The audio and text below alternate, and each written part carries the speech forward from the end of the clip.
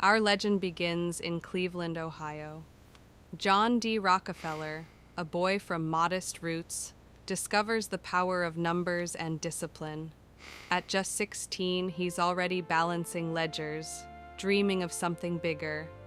In 1870, Rockefeller founded Standard Oil. His empire grew like wildfire, controlling nearly 90% of America's oil refining. To many, he was a genius of efficiency. The monopoly To crumbles. others, a ruthless monopolist. Freedom to innovate. But power breeds enemies. Welcome to the The new U.S. era. government stepped in, breaking Standard Oil into monopoly 34 crumbles. companies.